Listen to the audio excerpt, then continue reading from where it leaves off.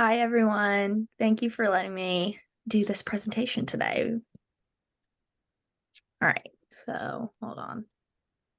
Gotta get this whole thing set up. All right, so not all sign languages are the same. On this title slide, I have a couple of different um, alphabets from different sign languages. So there's the American Sign Language alphabet, British, Japanese, French. They're all very different, right? What? There we go. So before I made this presentation, I didn't know that my dad was going to introduce me, but here's all of it basically. So I've been learning sign language since I was about between the ages of 12 to 13. I started taking them online with someone from in the community who I know personally. She was a great teacher. She got me very interested in it at first, and then it was so interesting that I decided to pursue it in college. But as my dad said, I am hard of hearing. It's only in my left ear, though, which is very interesting to me. No one really knows why it happened. It just kind of happened one day. I went to go get a physical, and they said, "You need to go to an audiologist because you failed your hearing test." And when I went to UNC and went to see my pediatric audiologist, it made me very interested in the field of audiology. I think ears are very interesting. There's a lot of components in such a small part of your body. And also, fun fact, your smallest bone is in your ear. So there's a little fun fact for you guys. So since I studied American Sign Language, I know a I know a lot about it. So I was going to talk about a little bit about American Sign Language first. So the history of it is there was this man named Thomas Gaudet, and he had a young deaf neighbor whose name was Alice. And he taught her the sign language alphabet. From there, Alice's dad sent Gaudet to Europe to learn more about sign language because in Europe there was a lot more education there. It was more widely known. And when he went there, he went specifically to France. When he was there, he met a deaf teacher named Laurent Clark, and he asked Laurent to come to America with him so that they could work on just deaf education as a whole in America. And since Clark knew so much about it and being a deaf teacher in France, he asked him to come just be a little helping hand and be the person to help him guide through it. So from there, they developed the first deaf school in Hartford, Connecticut, which opened in 1817. And since Laurent Clark was from France, French Sign Language has a very big impact on American Sign Language. So I'll go back to this first slide, my title slide here. So if you see here is American Sign Language and this is French Sign Language, if you'll look, the letters of the alphabet are almost identical. So having that big impact, it's got to start somewhere. So it started with French Sign Language. And then in 1861, Abraham Lincoln established Gallaudet College, which is now Gallaudet University in Washington, D.C., which I have actually visited. It is a beautiful campus. It is very focused on having deaf instructors, having students there who are deaf, who communicate through sign language, who are hard of hearing, communicate through sign language, or just are hearing but are very fluent in sign. So most people think, I talked to my dad about this, and he said, you might want to mention this, you might want to mention that you're not going to be signing while you're talking through this presentation. And here is exactly why. Because ASL is its own language. So when you speak in English, your syntax, the way that your sentences are set up, is subject, object, verb. So like the girl is jumping. In sign language, none of that is true. So it's going to be subject, verb, object. So if you were to say, he is my brother, it would be he, my brother. He's my brother. And they take out this filler words kind of. So they take out the word and, the, is, anything like that. So it's its own complete language. It was not very recently, but within the past, I would say like 60 years or so, it was really there was research on it to make sure that it was its own language. So the arrangement of words is completely different from English and ASL. Right. So now we'll talk about Jamaican Sign Language, since that is the whole mission of the Rotary Club, is going to Jamaica and everything. So Jamaican Sign Language is very heavily influenced by American Sign Language, which I have more about that in the next slide. But in 1938, the Jamaican Association for the Deaf was established, and that is a nonprofit that's used to provide education, hearing, and human services, so that they establish an empowered deaf and hard of hearing community. From what I could find, they have 8 schools island-wide, and they have a fine hand bindery, which helps provide skills, training, and employment for the deaf community. Because, as we know, it's a little bit hard to be able to live in a hearing world and not be hearing. It's very hard to have that kind of, what's the word I'm looking for, like aspect of it.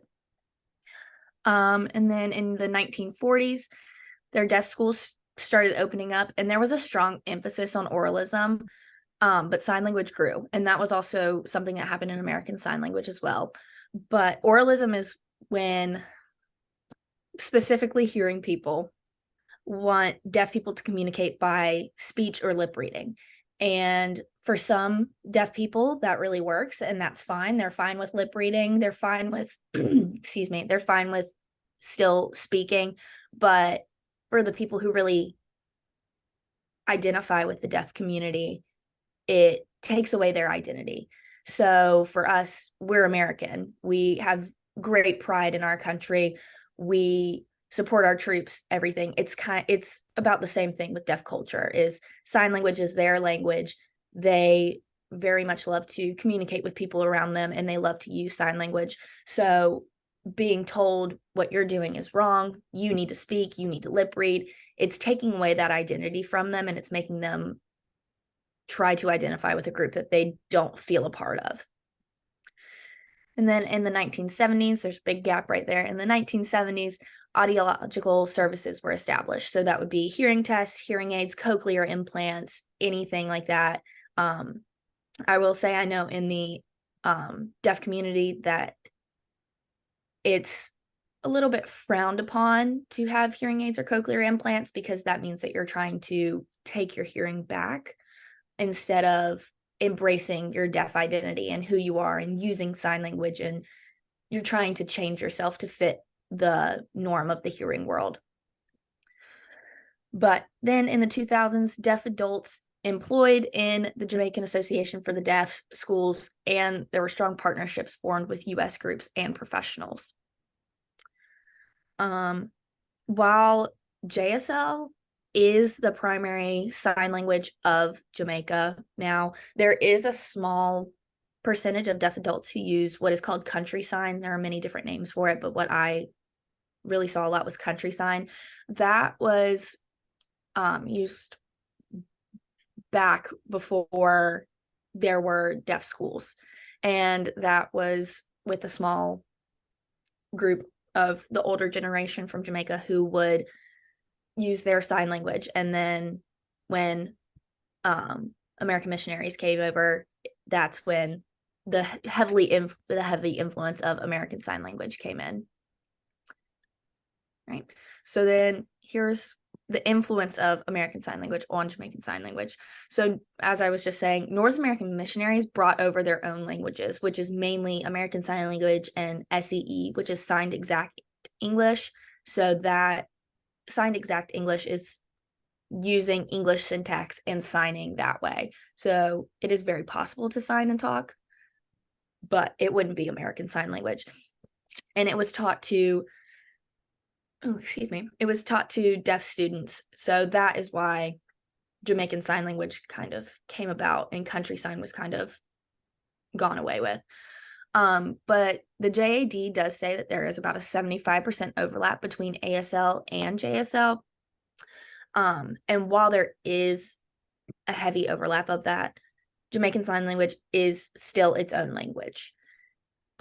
Just like how France is its, like they speak French, that is their own language. The same thing goes when you think about sign languages. So I have it's about a 4.5 minute video. It's just someone signing about Jamaican Sign Language. It teaches you some basic signs, and just a little bit about some of the cultural signs in Jamaica. So Hello, everyone. My name is Tony. Their own deaf culture. They all have their own alphabet. They all have their own deaf culture aspects of it.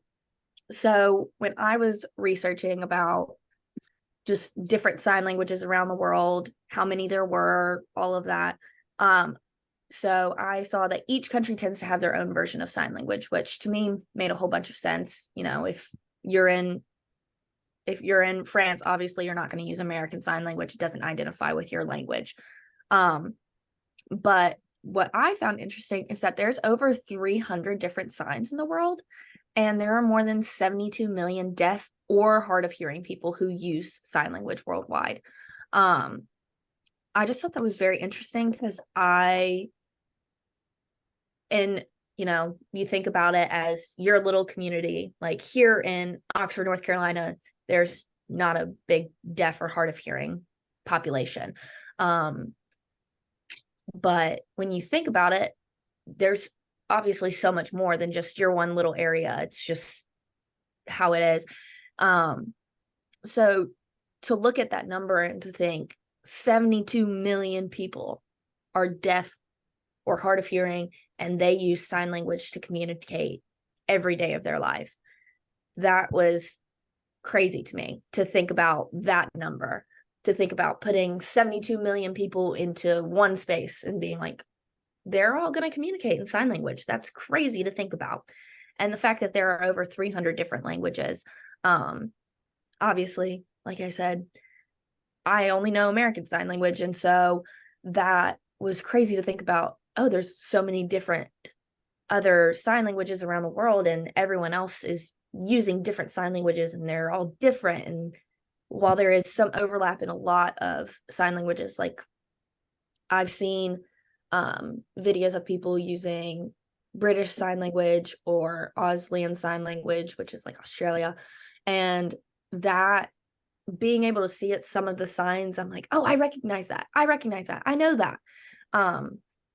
So it's just crazy to think about that there is that many people, that many different sign languages, and that they all have that ability to be able to communicate. Whereas, back in the 1800s, the early 1900s, it was not really an option for them. They were outcasts. They were this tiny group of people who didn't have the ability to be integrated into the world, into this hearing world, because they weren't like everyone else. So that was my presentation. There are my little links, but if anyone has any questions, I would be more than happy to answer them. I could, first of all, Olivia, thank you for a well presented on the sign languages. And let me ask you, so if a person is a deaf mute, then basically that's the same sign language they would learn as if someone who's probably just have a hearing impairment but not mute. So that would be the standard of their learning, right? That would be the same. Yes. So some people, if they are deaf or as you said, deaf mute, they will go to they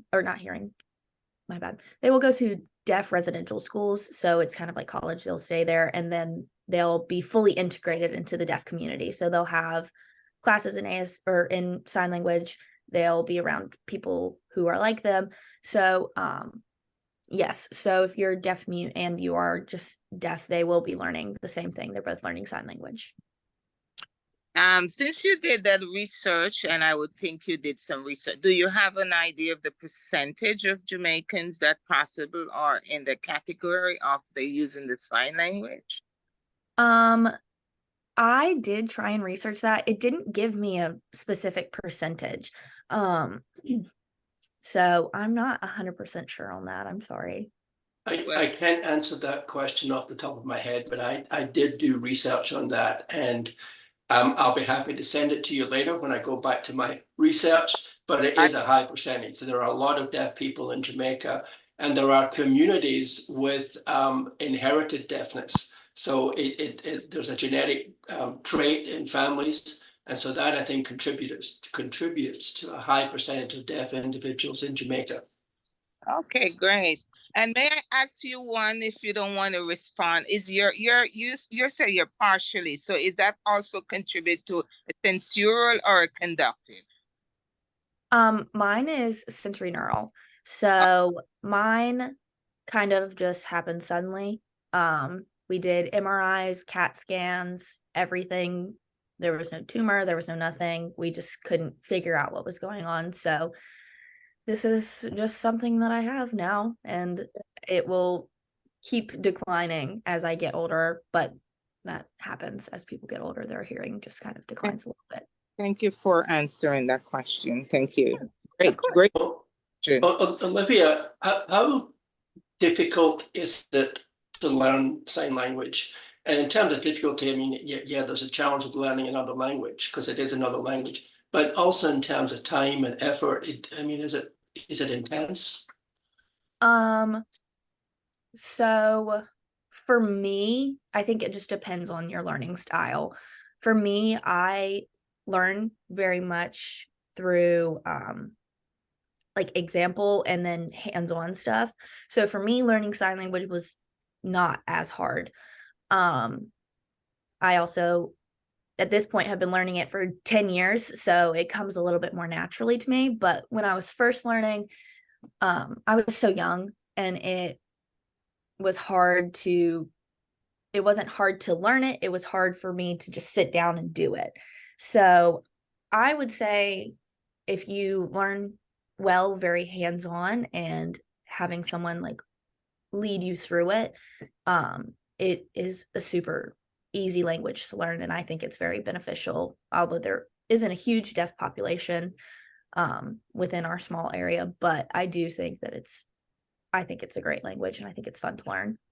Can I ask you a follow-up question? Are you aware of any online resources for learning JSL? I've looked and can't find them.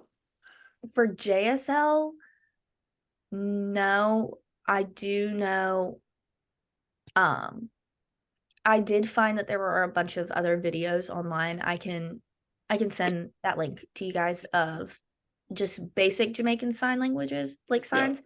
But I believe it is your best bet. There are different like dictionary sign language services. So I think that would be the best bet. Yeah, I'd appreciate it if you could send me some of those links. Yeah. And Anyone Sarah, else have questions? Yeah, I'm just in chat. Sarah said that 2% of Jamaican population has hearing loss. Do you know how that compares to the US, Olivia? I am not 100% sure. I will look that up real quick. Yeah, that kind of jives with what is kind of sitting in the back of my mind. That would translate to about 150,000 deaf or hard of hearing in Jamaica, with a population of roughly 3 million. okay. Olivia, Peter, that was a great presentation. Two comments, questions. The interesting thing is that my elder sister, she had a mini stroke a couple of years ago.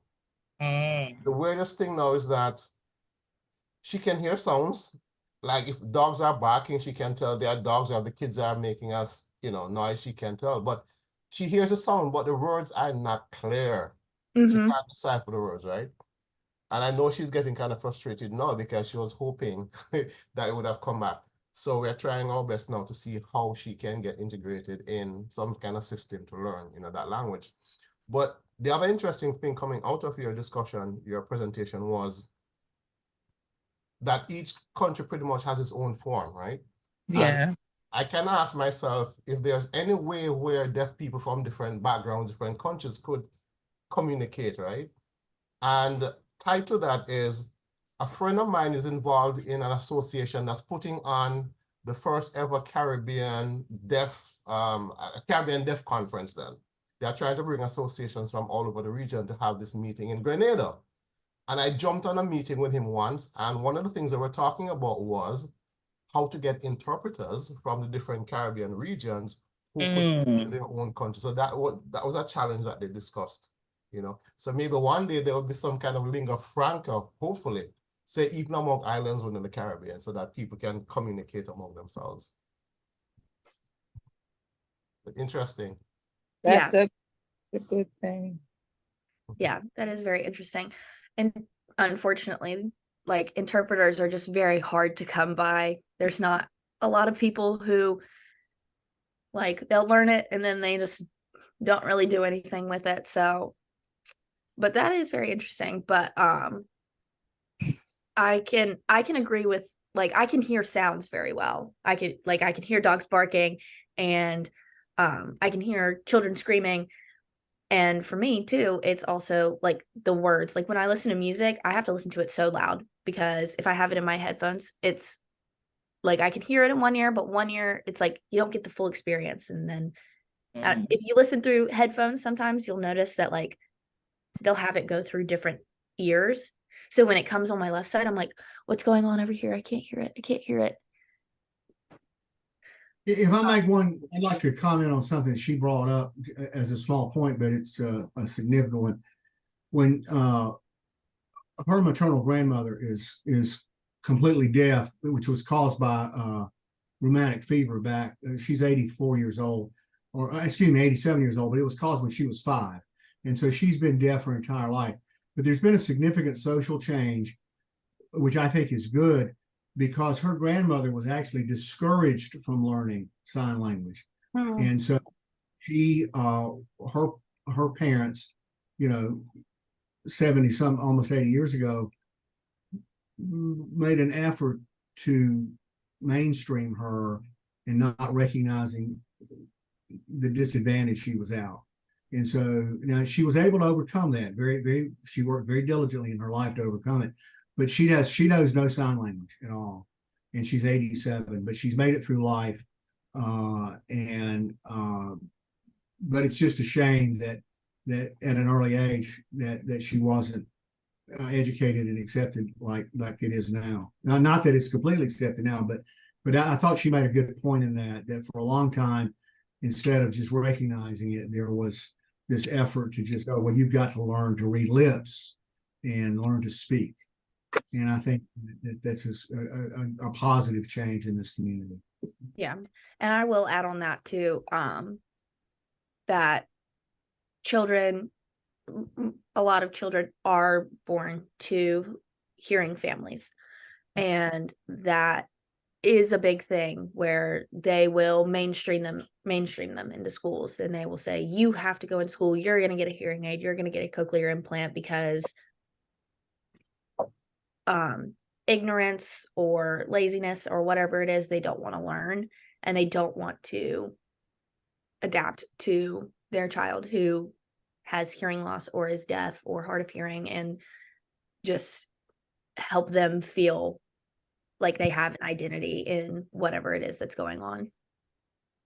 And that just, I would add to, is just, if we think back, is when we talk about marginalized population in any kind of deficit and the stigma that been attached and lack of resources and exposure. So we are in a good era now where these deficiencies are being acknowledged, and we can help to really make a big difference in someone who has those limitations. So you are doing a fantastic job, Olivia.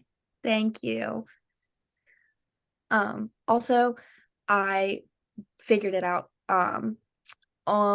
It says that there's approximately 15% of American adults 18 and over who have some trouble hearing. So about 37.5 million Wow. of American adults have trouble hearing of some sort. But for deaf individuals, there's no exact number. It's between 500,000 to 2 million in the US. Very big range there, but Olivia, excellent presentation and it gave us good background on this. What goes on with deaf people. One question I have is you said that it's frowned upon to get these aids that may improve their hearing. The one thing that I've personally dealt with, because my wife has a device, is they're very expensive. yes. And not much support goes to that, which is unfortunate, because insurance companies don't want to provide for that. Mhm. Yeah. But why is that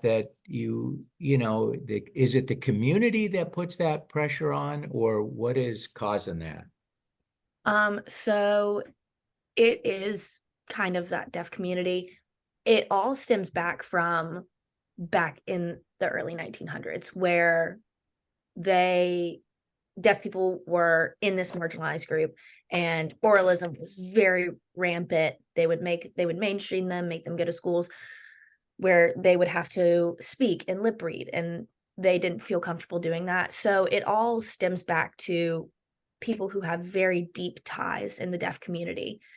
They find it frowned upon because they worked so hard to be able to have their deaf identity and have this deaf community, and they fought so hard to be able to have sign language and have it not be essentially illegal. So while there is a big part of the deaf community who think that it's great that there's all of this technology and there's this advancement, there are always some people in certain groups who feel strongly one way or another. But that little group in the deaf community, they think back to all of the times prior where they were forced to do, like, to mainstream. So for the group who are going to Jamaica in 10 days or so, all of the staff at the school are fluent in, well, to a certain degree, are fluent in JSL. We will also have staff from the JAD, Jamaica Association for the Deaf, at our formal events, providing translation services for the deaf and hard of hearing. You will also see some people at the school who lip read, and others who clearly don't. So everything that Olivia has been talking about, you will see in a small microcosm at the school, and at the events at which we have deaf and hard of hearing people participating. So I think this is an excellent introduction to what we'll see. And the other thing she said, it didn't come through, but something that struck me is that we need to remember with deaf and hard of hearing that English is not their first language. Learning English is just like any other non-English speaking individual learning English as a second language. Their first language, their primary language, is JSL. And so we need to understand that. And the tip sheet I sent a few months ago about how to interact with the deaf, please reread it before you go. Please interact. Simple little things like make sure they're looking at your face before you start to speak. Just be aware of it. And I think we'll have fun. Yeah. So Olivia, I want to thank you very, very much for this. It's very timely. I found it very interesting, even from the historical perspective. Since I got involved with the school in Jamaica, I've been trying to learn about deaf culture, and obviously I know about Gallaudet. I've been to the school. I've been to their websites, and interestingly, they have a clerk association. I didn't know it was Laurent Clerc. Now I do understand. So you put pieces together that I would never have put together by myself.